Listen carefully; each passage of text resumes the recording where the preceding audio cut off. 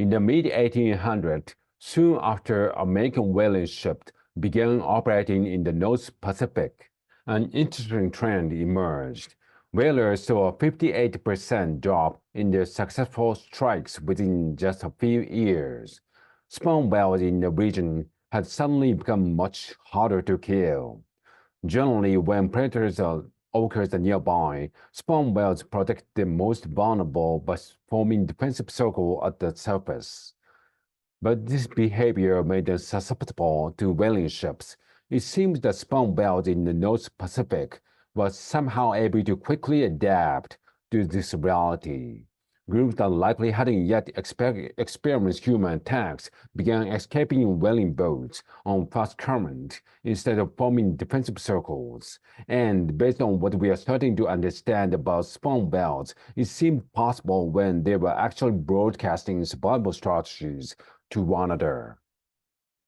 Indeed, unbeknownst to whalers, spermaceti, the material they killed for, is an essential part of the sperm whale's sophisticated communication and echolocation system. This waxy substance fills the cavity in the sperm whale's head, and their head is mostly comprised of the expanded nose that served as a highly calibrated sonar system. Sperm whales generate some of the loudest biological noises on record, communicate copiously using an array of complex vocalization styles, and the largest brain on Earth. They spend most of the time searching the ocean depths for prey. They can stay submerged for over an hour and dive deeper than 1,200 meters, far beyond the sunlight reach, where they're guided by sound. The loudest noise recorded underwater is around 270 decibels. Sperm whales' generated sound can reach 230, and they frequently fix their high-intensity echolocation clicks on squid. Some of the air they inhale through their blowholes is routed into their lungs, while the rest enters a complex sound-producing system. There, air is funneled through lip-like appendages at the front of their heads. This generates a sound that travels backwards through their spermaceti organ, bouncing off their air sac, then traverses another waxy organ, which amplifies and directs the sound.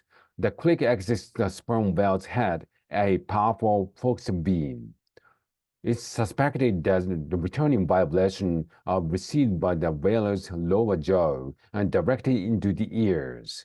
Then, the brain's expanded auditory processing region analyzes the quality of the echoes to map the surrounding in the darkness. Then, their brain's expanded auditory processing region analyzes the quality of echoes that map their surroundings in the darkness. With this mechanism, sperm whales can locate squid 300 meters away. Scientists think squid don't hear these high-frequency clicks, even as they turn into rapid buzzes and creaks as the whales closes in. Sperm whales can eat more than a ton of squid every day. Their stomachs and feces are usually full of indigestible squid flakes, and their skin often scarred by squid tentacles. When they are not hunting, however, sperm whales use an entirely different vocal repertoire. Mature males make clang noises, which scientists suspect play a role in mating, and most other sperm whales live in the social family groups. Though their communication might get interrupted when predators are near, or human-generated noises dominate, they generally chatter at length at the water's surface. Sperm whales do this using patterned click sequence akin to Morse code, called codas, which are thought to function as a social identity markers. Researchers have identified dozens of distinct types of codas according to patterns in the number of clicks used and their rhythm and tempo.